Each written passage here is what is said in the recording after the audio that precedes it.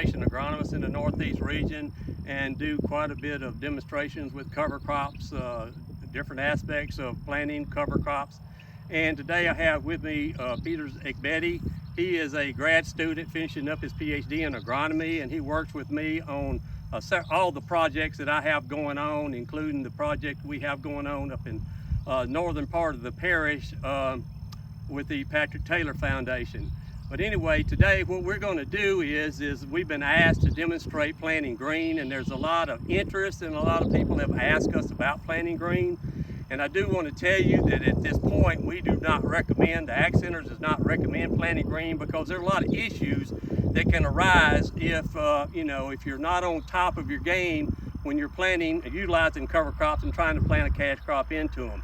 Some of that being insect pressure, some of it being resistant weeds, some of it being with plant pathogens or plant diseases. So there's a whole lot of things that you have to take into account. Of course, here at the research station, we're studying all that. We have several fields that we'll look at in a few minutes that we've already planted at different stages of cover crop termination.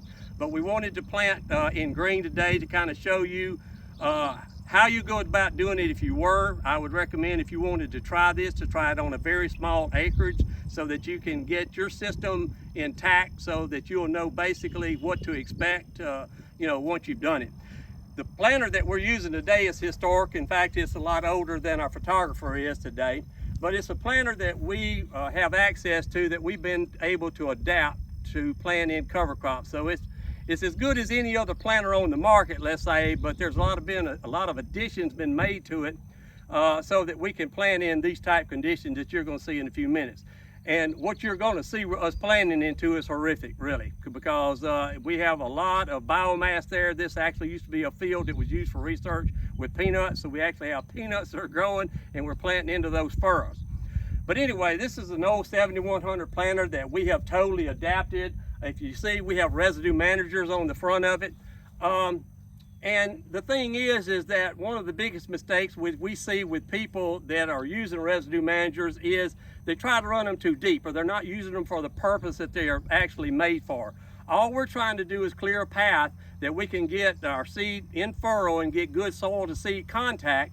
And with those, we're scraping the top of the ground. We're just touching. Actually, these things do not turn all the time. Now, if we had terminated a lot of this cover crop out here 3 to 4, 5, 6 weeks ago, then it would be no problem at all. But when you're planting green, of course, you have the viable roots that are there, and you have all of the green biomass that's there that you're trying to move out.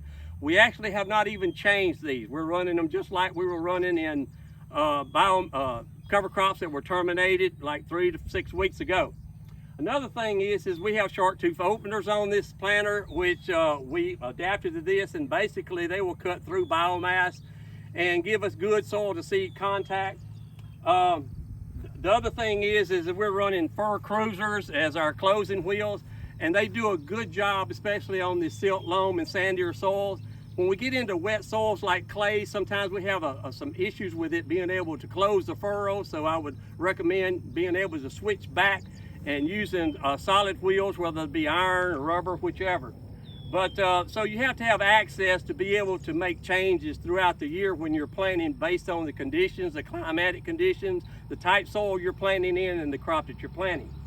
One other thing that this planter has the capability of is spraying in furrow. And when I'm planting any of the crops behind cover crops, just as a safety factor, we're spraying a pyrethroid at 1.5 ounces per acre on an 8-inch band in furrow with the seed. And this is in addition to the seed treatment we have, because when you're planting in something like what we have out here, there are a lot of soil insects, worms, and whatnot that can be there, and we want to make sure, since we're planting a cash crop, that we protect the seed the best we can. And it's very inexpensive, and we know it works.